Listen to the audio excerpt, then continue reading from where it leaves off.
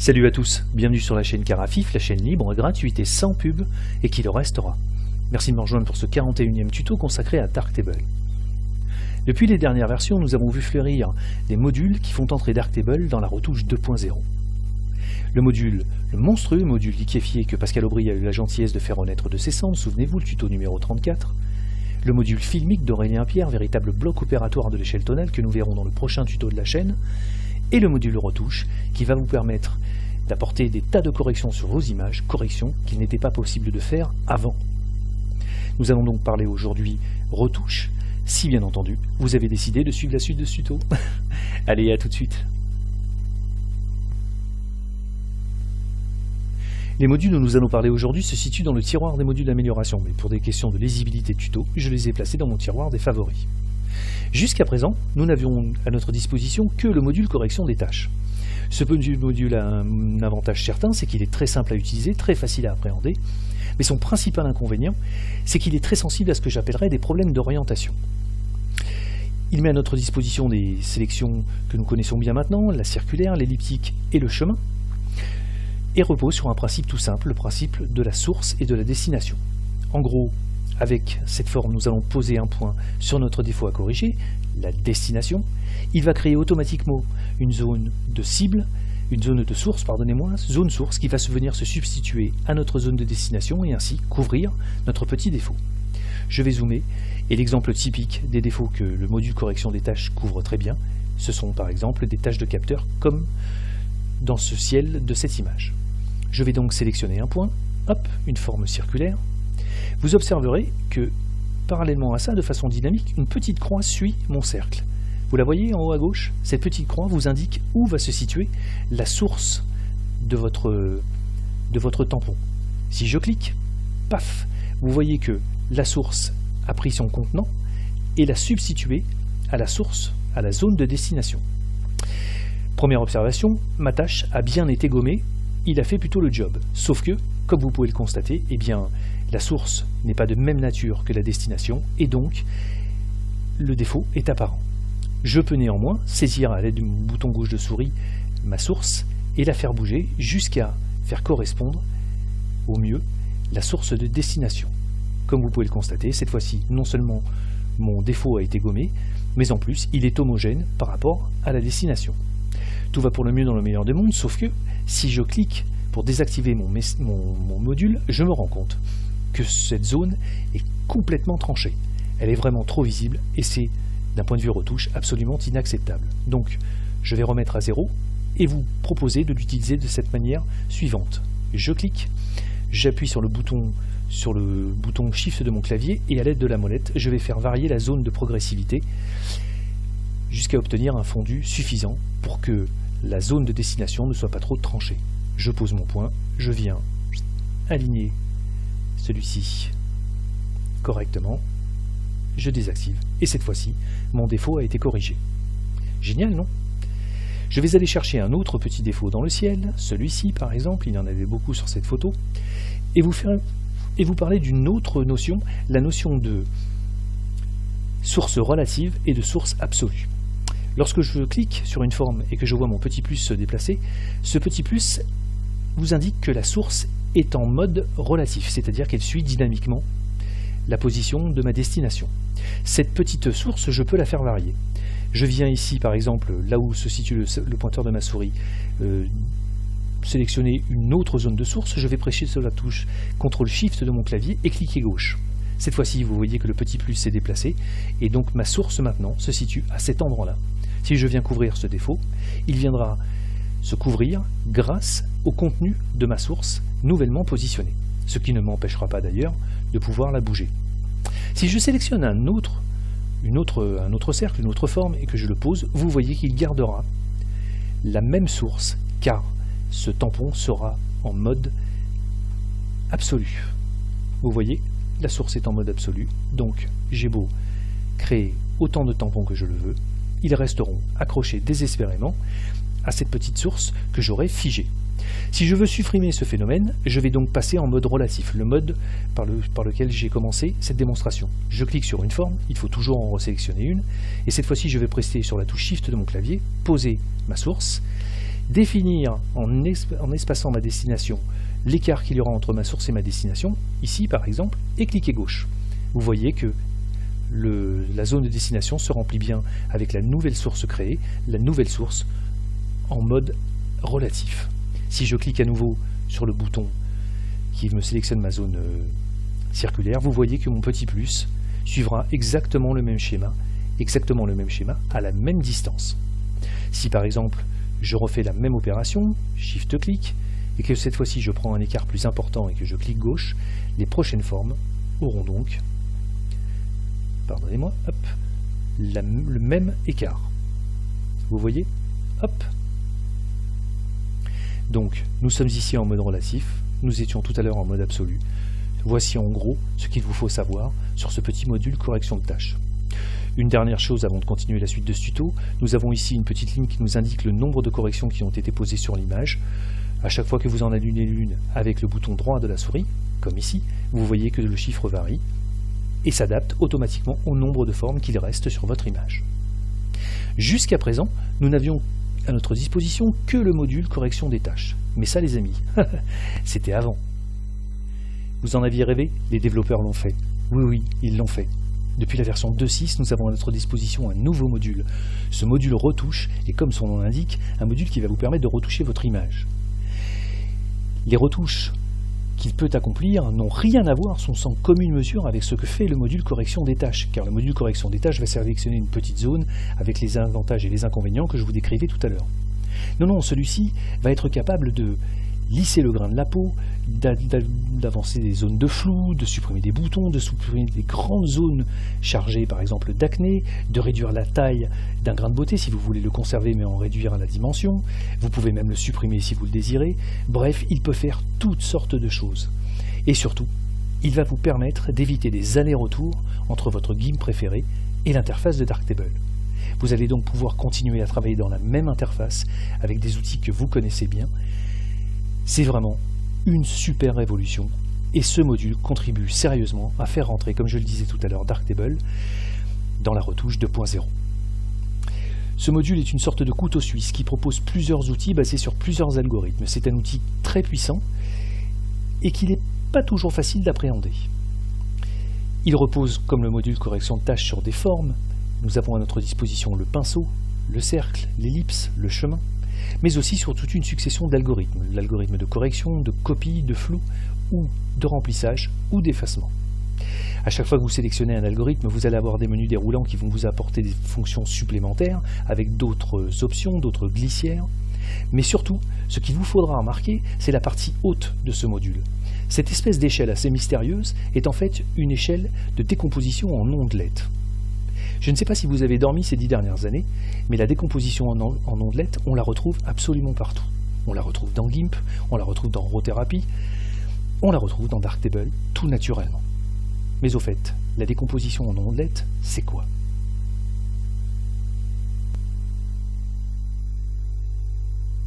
Je vous le disais à l'instant, on trouve la décomposition en ondelettes absolument partout. On la trouve dans Darktable, comme là, on la trouve dans Rotherapy, comme ici, ou bien encore, on la retrouve dans GIMP, comme là. Ce petit script est ce que l'on appelle le Velvet Decompose, ou la décomposition en ondelettes. On le retrouve dans Filtre, Amélioration, Décomposition en ondelettes. Et cet outil est probablement un des plus anciens utilisés dans le monde du libre, pour ces logiciels et pour ces fonctions-là. En quoi consiste la décomposition en ondelettes? Eh bien c'est très simple. Dans votre image, il y a des détails. Ces détails n'ont pas tous les mêmes niveaux. Les détails les plus fins sont plutôt situés dans les hautes fréquences, tandis que les détails les plus grossiers se situent dans les basses fréquences. L'opération consiste donc à découper votre image en différentes échelles, différentes strates qui contiendront chacune leur niveau de détail. Vous partirez donc de l'image principale, puis vous couperez en différentes strates votre image jusqu'à arriver à ce que l'on appelle l'image résiduelle, une image faite d'aplats qui ne contient aucun relief, aucun détail. Vous pourrez ainsi donc jouer sur chaque couche indépendamment les unes des autres, et lorsque vous agirez sur une couche, celle du dessus et celle du dessous viendront se fusionner grâce au truchement des masques de fusion et se compléter, et vous pourrez ainsi supprimer des détails. Sur ce schéma, on comprend peut-être un peu mieux. Imaginons que vous voyez une montagne en vue aérienne. Vous verrez donc ce petit sommet blanc, puis ces détails sur les flancs de cette montagne, et puis vous verrez le relief provoqué par ces deux détails-là. Si nous coupons cette image en couches successives, vous aurez la possibilité de venir intervenir sur ce détail-là sans altérer celui du dessous et celui du dessus. Vous pourrez donc venir progressivement chercher les détails qui vous intéressent pour les supprimer, les améliorer, bref, les travailler. Ce qui se situera tout en bas du schéma, c'est exactement ce que vous retrouvez ici, ce que l'on appelle l'image résiduelle. Ici dans GIMP, cette échelle est décomposée verticalement. Dans Darktable, elle est décomposée horizontalement, mais c'est exactement la même chose. On trouvera l'image principale ici, puis la décomposition en autant d'échelles, nous le verrons dans un instant, et nous finirons enfin par l'image résiduelle. Ce petit module est une véritable tuerie, et pour savoir comment il fonctionne, je vous invite à poursuivre la suite de votre tuto. A tout de suite. Il y a deux manières de vous présenter l'outil. Soit je le fais de façon très scolaire, et auquel cas dans moins de 5 minutes, soit vous dormirez, soit vous serez pris d'une furieuse envie de me tuer, ce que je voudrais éviter si ça ne vous ennuie pas. Soit nous balayons en gros les outils et nous voyons vite fait la manière dont ils fonctionnent, puis nous ferons des applications sur image de manière à ce que ce soit plus parlant pour vous. Nous allons donc décomposer l'explication en deux parties. Nous allons voir d'abord un balayage des outils qui sont à notre disposition sur la partie basse du module, puis nous finirons par le gros morceau, la décomposition en ondelettes. Avant de passer à l'explication du module, je voudrais juste vous rappeler quelque chose. Dans votre image, je vous le disais tout à l'heure, il y a des détails. Certains sont plus fins que d'autres, et donc ne sont pas inscrits dans les mêmes fréquences. Comme ils sont plus fins, ils ne se voient pas au même facteur de zoom. Si je zoome sur cette image, vous voyez ce petit détail ici, je le vois parfaitement, je suis à 100%. Mais si je recule, je ne le vois plus. Si je ne le vois plus, sachez que votre logiciel ne le verra pas non plus. Donc parfois, pour traiter certains logiciels et pour aider votre échelle de décomposition à les voir et donc à vous permettre de les corriger, vous devrez changer de facteur de zoom. Nous en reparlerons dans un instant. Une deuxième chose qu'il vous faut savoir, c'est que la majeure partie des outils fonctionnent ou en tout cas sont optimisés pour travailler sur la décomposition en ondelettes. Même si vous pouvez agir directement sur votre image, nous le verrons tout à l'heure, il serait plus pertinent de les utiliser dans la décomposition en ondelettes. Ce sera moins risqué, plus fin, plus progressif, et là encore, nous en parlerons dans un instant. C'est à peu près tout. Allez, on va jeter un œil sur les outils et regarder un petit peu comment ils se comportent. A tout de suite. Rappelons-le tout de suite, vous pouvez très bien utiliser les deux premiers outils, l'outil de correction et l'outil de copie, directement sur l'image, sans passer par la décomposition en ondelettes. Je vais zoomer un petit peu sur mon image et aller chercher un détail à corriger, ce petit point par exemple ici sur la peau, sur le menton, et plutôt que de commencer par le premier, je vais commencer par le deuxième outil, le deuxième algorithme, l'algorithme de copie. Voilà comment cela fonctionne, je sélectionne d'abord mon algorithme, puis ma forme, celle-ci apparaît sur votre écran et bien entendu répond aux mêmes caractéristiques que dans le module correction des tâches et à peu près partout sur Darktable. CTRL molette pour faire varier l'opacité, Shift molette pour faire varier la zone de progressivité, et bien entendu le Shift clic, le CTRL Shift clic pour faire varier les sources en mode absolu, en mode relatif, ça vous le savez déjà. Si je clique et que je pose mon point, je me retrouve dans la même configuration que l'outil correcteur de tâches. Je suis obligé de venir adapter et d'orienter surtout ma source par rapport à ma destination, de manière à ce que celle-ci soit homogène. Vous aurez exactement le même outil que le module correction de tâches, avec les mêmes avantages et les mêmes inconvénients. Puisqu'on parle d'inconvénients, je vous ferai remarquer que si je tire ma source, sur les lèvres de cette jeune fille, vous constatez que non seulement j'hérite des détails de ma source, mais aussi de la couleur. Donc vous devrez utiliser cet algorithme de la même manière que le module correction des tâches, avec les mêmes travers. Si par exemple je sélectionne une zone qui n'est pas homogène en source par rapport à la destination, si je coupe, eh bien vous voyez qu'elle est tranchée et c'est absolument immonde. Si je choisis maintenant l'algorithme de correction, les choses sont largement différentes et vous allez voir que cet outil est beaucoup plus puissant, beaucoup plus progressif que ne l'est le second algorithme. Je clique, je sélectionne ma forme, je viens poser mon point ici sur mon défaut, je déplace ma source si je le souhaite, et bien entendu mon défaut est corrigé.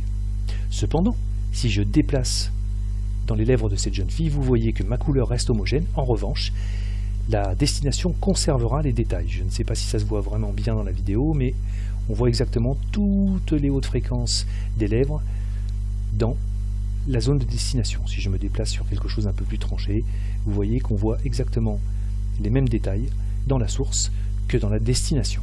Cependant, cet outil a la puissance d'adapter la couleur de la zone dans laquelle il se trouve. Bref, c'est un outil très puissant. Le troisième algorithme est un algorithme de flou. Comme son nom l'indique, il est là pour faire du flou. C'est tout bête, mais vous allez voir que dans quelques instants, cela va vraiment bien nous servir. Si je clique dessus, j'ai à ma disposition deux options, soit un flou gaussien, soit un flou bilatéral. Et à chaque fois, j'ai bien entendu un curseur de rayon. Je suis toujours sur l'image principale. Je sélectionne, par exemple, un pinceau. Hop, je peins directement sur mon image, et vous voyez que j'ai fait un flou. Mais vous voyez que j'ai fait surtout un flou absolument immonde. Je vais revenir en arrière, reprendre cet outil de flou, hop, mais cette fois-ci, je vais baisser mon rayon, reprendre mon pinceau et refaire ma zone de flou. Vous voyez que le flou est moindre, moins important, cela dit, néanmoins, il est toujours aussi présent. Je travaille là sur l'échelle, sur l'image principale, ce que je ne vous conseillais pas de faire tout à l'heure, nous allons le voir dans un instant. Il reste le quatrième algorithme, l'algorithme qui sert soit à effacer, soit à appliquer de la couleur. Si je prends le module effacé et que je prends un pinceau, eh bien, comme son nom l'indique, j'efface. Si je reprends cet outil-là et que je prends couleur, j'ai deux solutions. Soit je choisis une couleur dans ce nuancier, soit à l'aide de la pipette, hop, ma pipette a dû se cacher quelque part, la voici. Je viens sélectionner un point, une couleur dans l'image, clac, et je sélectionne mon pinceau, hop, et je peins. Vous voyez que la zone est colorée à partir de la source que j'aurais pris grâce à ma pipette. C'est à peu près tout pour ces quatre outils. Souvenez-vous, l'outil de correction et l'outil de copie s'appliquent directement sur l'image sans aucun problème. En ce qui concerne les deux autres, il convient absolument de les utiliser plutôt dans la décomposition en ondelettes, dont on va voir toutes les subtilités tout de suite.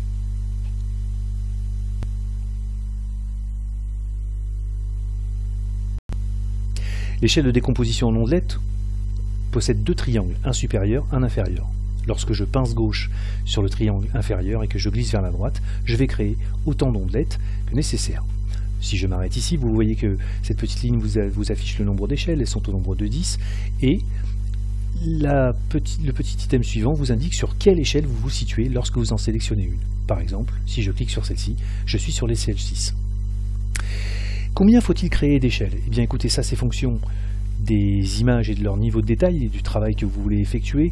Il est inutile d'en créer trop, car ça ce n'est pas moi qui vais vous le dire, mais Darktable qui va vous le rappeler. Si j'utilise un autre facteur de zoom, vous voyez que Darktable vous affiche que l'échelle maximum est 9 pour la taille de cette image. Si je zoome encore plus, en choisissant par exemple un 400%, hop, vous voyez qu'il me dit que c'est 8, puis 5, puis 7, etc. Donc en fonction des zooms, il est inutile d'avoir 14 niveaux quand 9 suffisent amplement. Donc si par exemple, sur cette image-là, l'échelle maximum est 9, eh bien il est inutile d'aller taper la dixième, elle ne vous servira à rien.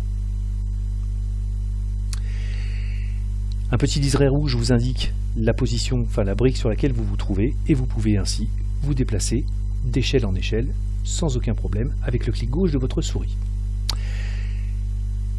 La première brique correspond à l'image principale, je vous le disais tout à l'heure. La dernière, l'image résiduelle, et tout ce qui se situe à l'intérieur, ce sont donc des échelles de décomposition en ondelettes. Ces échelles, pour l'instant, nous ne les voyons pas comme nous les voyions tout à l'heure dans GIMP. Pour les voir, il suffit de cliquer sur ce pictogramme, hop, et je fais apparaître les masques des différentes briques de mon échelle de décomposition. Mais comme vous pouvez le constater, elles ne sont pas vraiment visibles, ou en tout cas pas très confortables. Les développeurs ont eu la bonne idée d'inventer ce petit pictogramme, une sorte de niveau automatique. Lorsque je clique dessus, il va équilibrer automatiquement le point noir, le point gris et le point blanc, de manière à vous donner une représentation graphique des détails plus parlante, plus confortable. Mais si elle ne vous convient pas, vous avez la possibilité de bouger dynamiquement ces petits triangles et de faire varier le noir, le gris et le blanc, de manière à obtenir une représentation graphique des niveaux de détail confortable pour vous. Généralement, les niveaux automatiques fonctionnent plutôt bien. Vous n'êtes pas obligé de travailler sur ce type de représentation graphique. En revanche, il convient, avant d'attaquer une retouche un peu spéciale, de balayer ainsi les briques pour regarder, repérer où se situent les niveaux qui vous intéressent, de travailler. Ainsi, par exemple, on voit bien que on a ici sur le nez de la jeune fille une zone de haute lumière qui apparaît clairement sur cette brique, mais qui reste néanmoins relativement grossière. Nous sommes plutôt autour sur une zone d'aplat, et il nous faudra nous rapprocher de ces briques-là pour commencer à avoir des détails. Vous voyez, ils deviennent plus visibles. Il y a de fortes chances pour que, en s'attaquant à cette zone du nez, il faille travailler de cette brique-là à cette brique-ci et à cette brique-là, par exemple. Vous voyez que, au fur et à mesure que je monte vers les hautes fréquences, les petits détails apparaissent plus spécifiquement, plus finement, et cette représentation peut aller jusqu'à des détails très très fins, des niveaux de détails très très fins, comme celui-ci, où malheureusement la qualité de la vidéo ne vous permet pas de le voir, mais nous voyons quand même des petits détails très fins. Une fois que votre analyse est terminée, eh bien, vous pouvez désactiver l'affichage des images et travailler sur chaque brique comme bon vous semblera, avec l'aperçu de l'image directement. Nous avons ensuite deux petits pictos, un picto en forme de ciseau et un petit ovale. Celui-ci sert à couper le réglage que vous aurez fait dans une brique pour aller, à l'aide du deuxième, le coller dans une autre brique. Si vous êtes satisfait de votre réglage, eh bien c'est assez pratique de le déplacer si vous pensez que le réglage est bon mais pas dans la bonne brique. Voilà, en règle générale. Ici, nous désactivons pardonnez-moi, les formes que nous avons utilisées et ici nous affichons les masques. Voilà, c'est à peu près tout pour la compréhension de cette échelle. Une dernière petite subtilité, vous voyez un petit liseré gris qui vous indique quelles briques sont concernées par ce niveau de zoom. Si je fais varier le niveau de zoom, vous voyez que mon petit liseré gris s'agrandit, car ce liseré gris vous indique que jusqu'à cette brique-là, vous allez pouvoir agir sur votre image. Hop, si je recule, vous voyez que les briques les plus hautes dans les fréquences ne serviront pas vraiment à grand-chose, en tout cas dans l'application de vos réglages. Une dernière chose qu'il vous faut savoir, c'est que bien entendu, il y a un triangle supérieur. Si je le pince et que je le glisse à droite, vous voyez que je fais apparaître des briques vertes. Si je lâche, eh bien, ces briques seront passées en mode proche de la fusion et l'extraction de grains, un petit peu comme l'a fait Luc Viatour dans son tuto sur GIMP. Et ce que vous appliquerez sur cette brique-là s'appliquera sur toutes les briques à la fois. Donc c'est un réglage. C'est un mode assez puissant qui vous permet de gagner beaucoup de temps, mais qui est beaucoup moins fin que de travailler brique par brique. Il conviendra donc de faire quelques essais avant de se lancer à corps perdu dans la mitrailleuse lourde. Allez, on va aller voir un petit peu comment le haut et le bas du module se comportent lorsqu'ils travaillent ensemble. A tout de suite. Récapitulons. Nous connaissons les algorithmes, nous connaissons les formes, on sélectionne un algorithme et une forme et on vient l'appliquer sur les briques de notre décomposition en ondelettes dont nous avons vu le comportement. Nous sommes donc prêts à travailler. Néanmoins, petite piqûre de rappel, c'est très important de bien comprendre comment fonctionne la décomposition en ondelettes, surtout dans le mode analyse, car sinon, peu d'intérêt d'utiliser un outil pareil. Je vous rappelle que vous avez donc des briques de décomposition, des échelles de niveau, de détail, que celles-ci sont couvertes par un liseré gris en fonction du facteur de zoom sur lequel vous vous trouvez. Si vous zoomez, ce petit facteur évolue et votre système vous rappelle intelligemment le nombre maximum d'échelles utiles pour la taille de cette image. Ici, on vous rappelle que l'échelle maximum est de 9. Ici, j'ai une échelle de 10. Je vais passer en mode visualisation des masques en cliquant sur ce petit picto. J'équilibre avec mon niveau automatique. Ici, hop, je vois dans ma fenêtre de visualisation qu'à l'échelle 5, je vois encore des détails. Si par exemple je veux aller chercher le même détail que tout à l'heure, je le vois ici. Je le vois sur l'échelle 4, là. Je le vois très bien sur l'échelle 3, ici. Je le vois aussi sur l'échelle 2, là. Et puis je ne sais pas si la vidéo le permettra, mais je le vois aussi ici, sur la forme d'un petit point.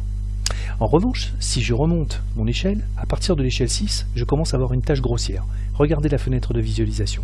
On commence à vraiment aplatir les détails. Sur l'échelle 8, 7, 8, regardez, en haut à gauche, je commence à ne voir pratiquement plus que des aplats. Et ici, en cliquant sur le 9, j'arrive au maximum de l'échelle de cette image. Et comme vous pouvez le constater, à part aller chercher des défauts très grossiers dans mon image, cette brique ne me sera d'aucune utilité. Alors, quant à la 10e, je vous laisse admirer, je suis quasiment au même niveau que l'image résiduelle. Donc, pour aller chercher mon petit détail, inutile d'aller chercher dans les basses fréquences, il ne s'y trouve pas. Donc, lorsque vous voulez supprimer des détails, commencez par afficher les masques, regardez où se situent les détails que vous souhaitez gommer et, pardon, et essayez de repérer les briques sur lesquelles vous allez travailler. Cela vous fera gagner énormément de temps. Je vais donc désactiver mes masques, j'ai mon petit détail, je vais commencer à le travailler.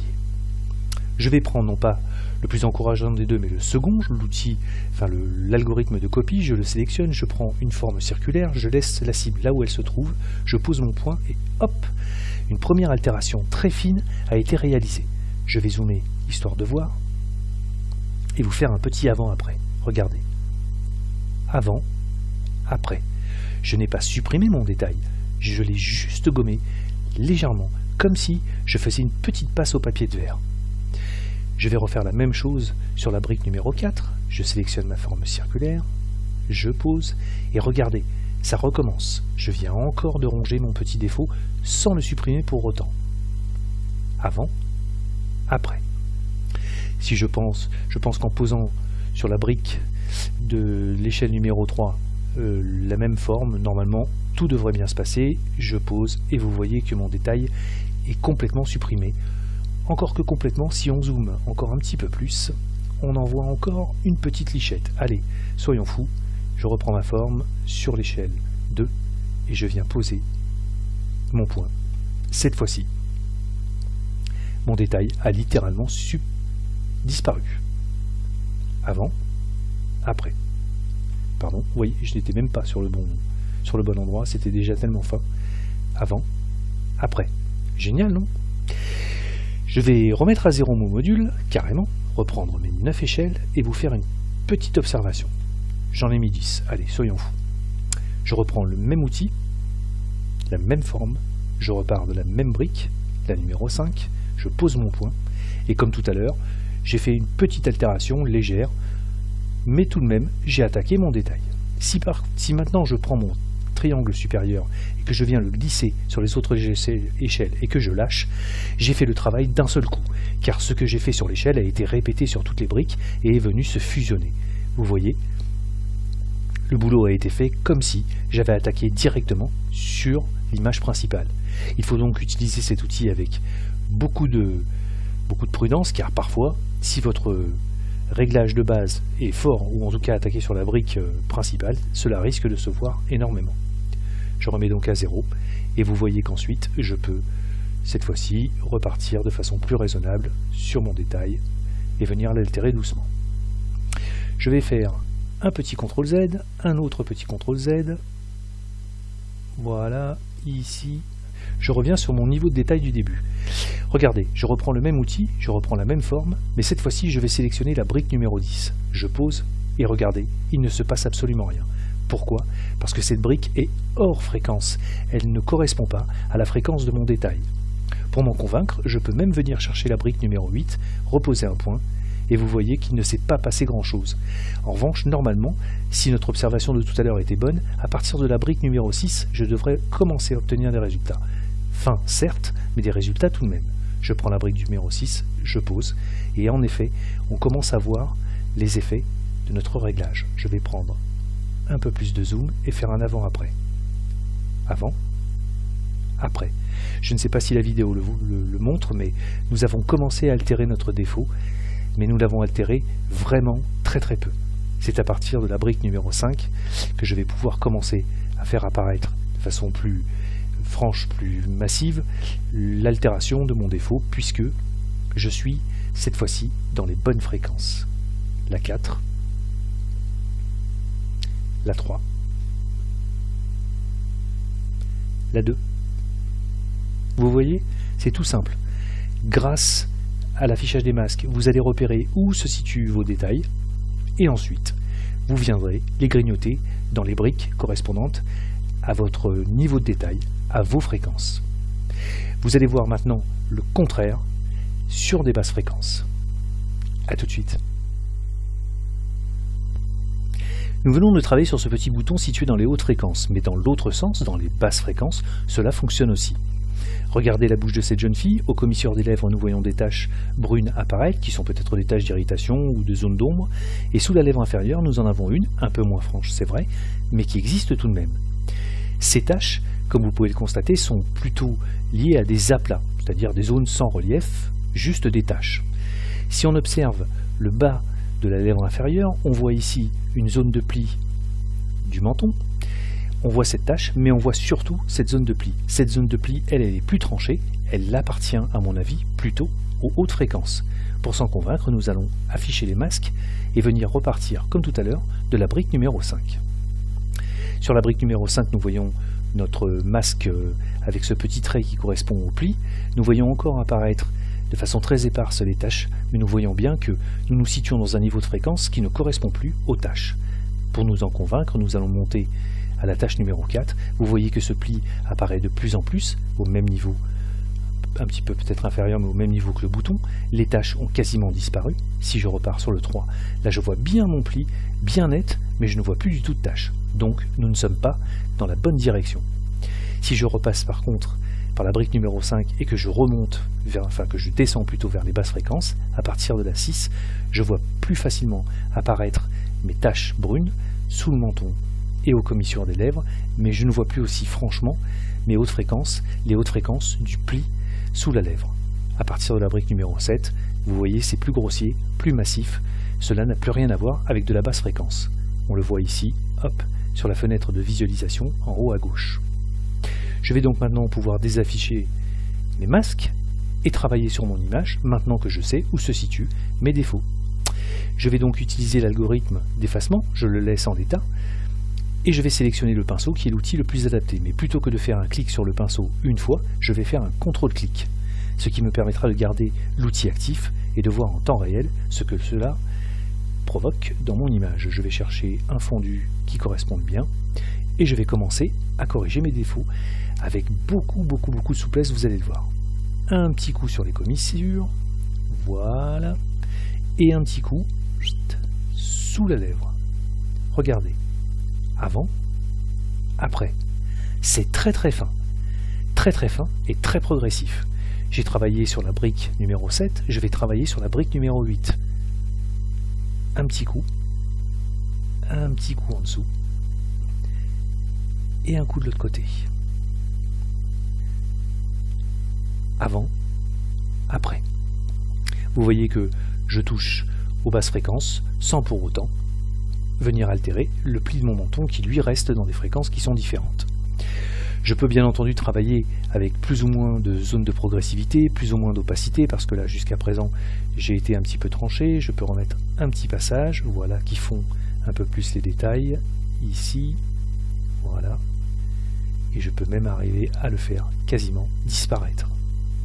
Vous voyez que ce qui marche sur les hautes fréquences fonctionne aussi bien sur les basses fréquences. Petite observation, je vais remettre mon module à 0, reprendre mes 10 échelles et vous montrer quelque chose. Je vais prendre l'outil de correction, je vais prendre le chemin, sélectionner la brique numéro 10. Je vous rappelle que l'échelle de cette image est de 9, donc la brique numéro 10 ne servira absolument à rien. Je vais shift-cliquer pour poser ma source et je vais tourner autour de cette petite cicatrice que l'on voit dans le menton. Un petit bouton droit, et vous voyez, nous allons prendre hop, un petit peu plus de zoom, que ce chemin n'a pas du tout altéré cette cicatrice. Je suis sur cette brique numéro 10, je vais couper le réglage, le placer directement hop, sur l'image principale et le coller avec ce bouton. Et clac, voilà, c'est supprimé. Vous avez donc déplacé un réglage qui était pertinent, mais pas dans la bonne brique. Allez, on va parler un petit peu flou. A tout de suite.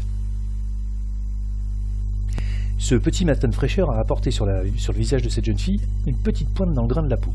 Si je zoome, je vois cette petite excroissance de grain provoquée certainement par la fraîcheur de ce petit matin, et on voit bien que en plus la peau est légèrement rosée, donc il faisait relativement frais.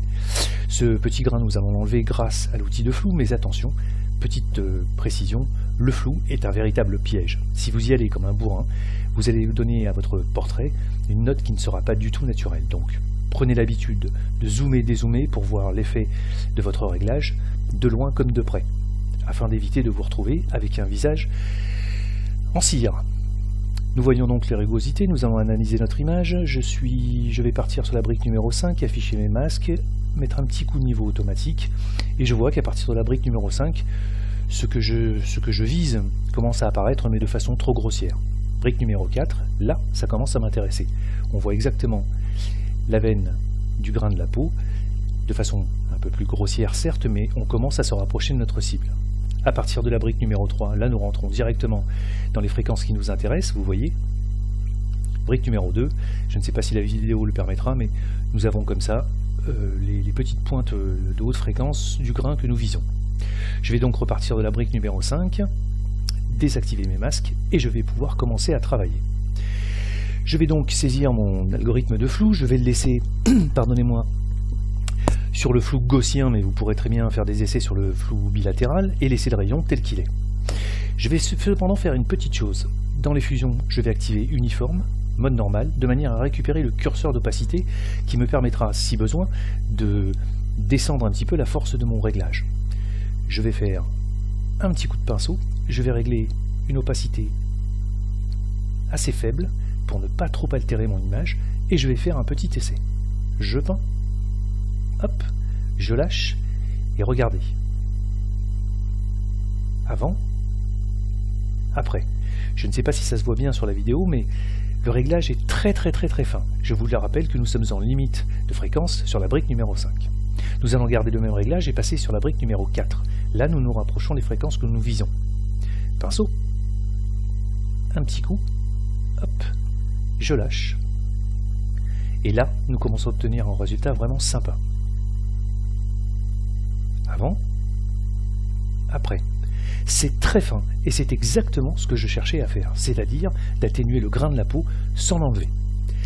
Mais j'ai travaillé déjà sur 2 briques, et je n'ai pas pris de recul. En ne prenant pas de recul, je prends le risque de me retrouver avec un déséquilibre entre ce qui apparaît comme naturel et ce qui apparaît comme pas naturel. Je vais donc prendre un petit peu de recul et comparer l'effet entre la joue gauche et la joue droite. Je vais légèrement cadrer l'ensemble pour que ça se voit. On a cassé un petit peu le grain, il est moins important que sur la joue gauche, enfin sur la joue droite en réalité, puisqu'on ne regarde pas dans le même sens, mais on peut quand même y remettre une petite couche. Je vais venir sur la brique suivante, mettre un petit coup de flou. Vous voyez, c'est très progressif, hein. Je prends beaucoup mon temps. Je désactive. Avant. Après. Là, le travail commence à se voir sérieusement.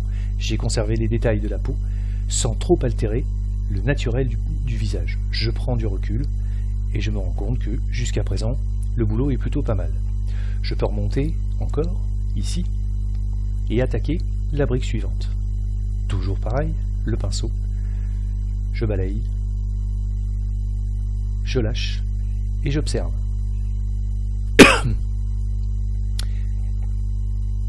Avant, après. Personnellement, je m'arrêterai ici, car je pense avoir obtenu un résultat suffisamment propre, suffisamment fin, suffisamment naturel pour que cela ne se voit pas et que la mission soit accomplie. Attention, sur ce visage, il y a des petites taches rosées, il ne faut pas confondre la problématique de ces taches avec la problématique du grain de la peau, qui lui n'est pas pareil. Puisque nous y sommes, nous allons regarder un petit peu nos masques à nouveau et aller chercher cette fois-ci les basses fréquences. Et aller chercher, enfin tenter de trouver en tout cas, nos taches. Hop, là nous sommes sur les hautes fréquences. Ici, on les voit un petit peu apparaître sur la brique numéro 6. Pas tout à fait. En 8, visiblement on se rapprocherait plutôt des zones d'aplat. Alors, je vais désactiver mes masques, ici, me rapprocher, et je vais tâcher de casser légèrement ces petites taches rosées sur la peau. Je vais repasser sur l'algorithme d'effacement, reprendre mon pinceau, et commencer un petit coup de balayage sur les zones. Je lâche, voilà, ça commence à venir. J'essaye sur la brique numéro 7, un petit coup de pinceau. J'aurais très bien pu faire un contre-clic sur le pinceau pour le conserver, je lâche, et hop, j'ai atténué sérieusement cette petite touche rosée. Regardez. Avant, après.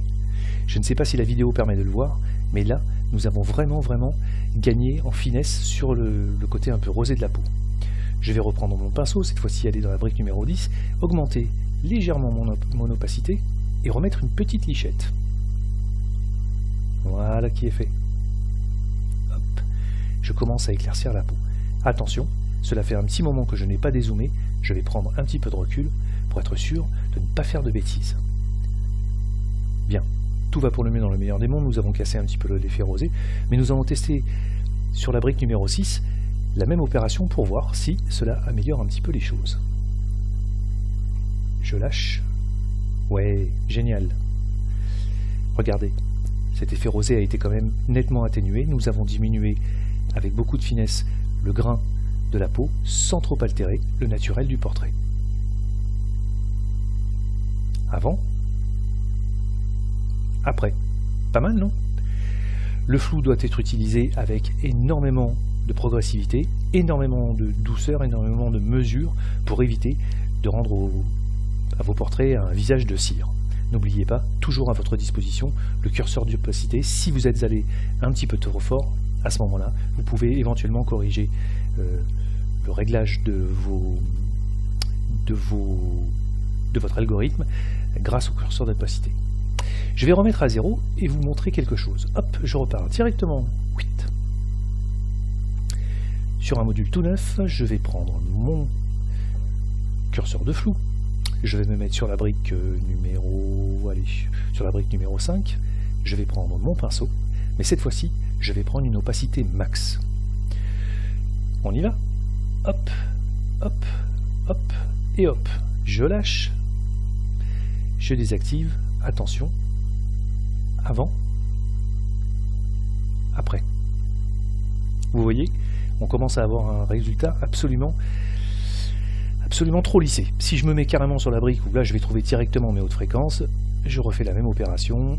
Ici, hop, en y allant un petit peu comme un bourrin, je coupe, et là, vous voyez que nous sommes complètement lissés.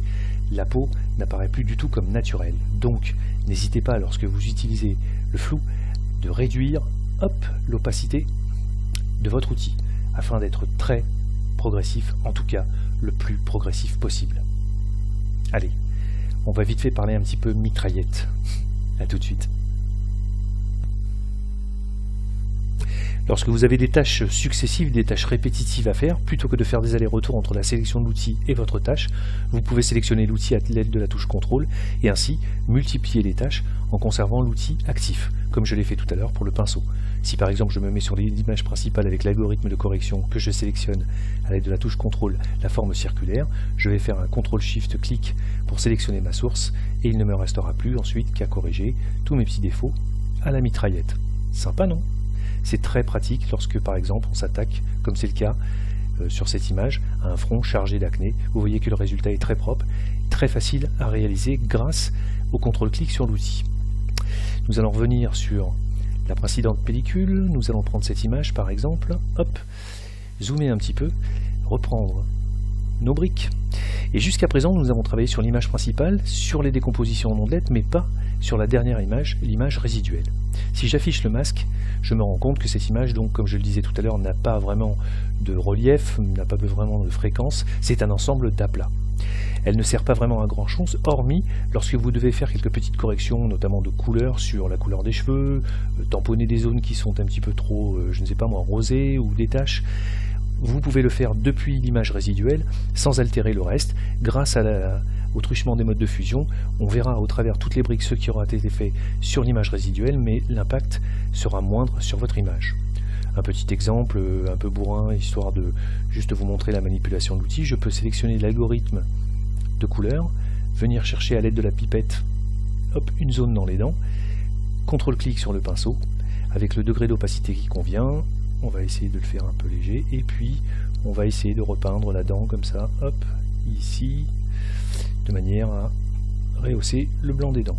Voilà, je vais pouvoir le faire sur celle-ci aussi. Bon,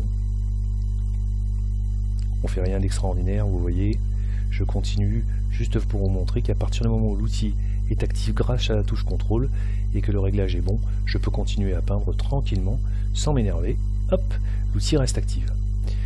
Si je désactive l'outil et que je prends un petit peu de recul et que je fais un avant-après, vous voyez que j'aurai finement rehaussé le blanc des dents grâce à l'option couleur de l'outil de remplissage. Allez, une dernière petite surprise avant de se quitter. A tout de suite. Elle est belle, n'est-ce pas? Regardez ce petit menton sans défaut. Regardez ce petit grain de peau parfaitement traité. Regardez ce petit bout de nez parfaitement aligné, avec la proportion du nez qui est juste géniale. Regardez ces jolis yeux bruns avec ces deux belles billes qui vous regardent droit dans les yeux. Elle est jolie, n'est-ce pas? Allez, pour être tout à fait exact, voici à quoi ressemble la photo d'origine. Vous trouvez que la tonalité générale de l'image n'est pas terrible? Vous avez raison. Et hop, un petit coup de filmique. Génial, non? Je vais prendre un petit peu d'avance. Vous voyez tous ces petits détails? Cette petite cicatrice, ces irrégularités de peau, le grain sur les joues. Allez hop, un petit coup de retouche. Et clac, disparu. Regardez, même la tache a disparu. Vous trouvez que ce petit bout de nez est un petit peu trop proéminent? Pas de problème. Hop, on le fait sauter. Regardez la forme générale du nez. Hop, un petit nez tout fin, tout retroussé. Vous trouvez ses yeux un petit peu trop serrés? Pas de problème. Allez, hop, un petit coup de liquéfié et bing, deux jolies billes qui vous regardent droit dans les yeux. Vous trouvez le blanc des yeux un petit peu fadasse? Pas de problème. Un petit coup de niveau et hop, regardez, c'est juste magique. Un vrai travail chirurgical. Mesdames, mesdemoiselles, messieurs, bienvenue dans la retouche 2.0 sur Darktable. Je vous remercie beaucoup d'avoir suivi ce tuto numéro 41. Je vous dis à très bientôt pour de nouvelles aventures sur la chaîne Carafif. Et comme d'hab, vous le savez maintenant, c'est bon pour le référencement. Abonnez-vous, visionnez et surtout partagez afin que ces vidéos profitent au plus grand nombre. Et une spéciale dédicace à mon poteau Fred Linux 26 qui se reconnaîtra. A bientôt, salut, bye bye.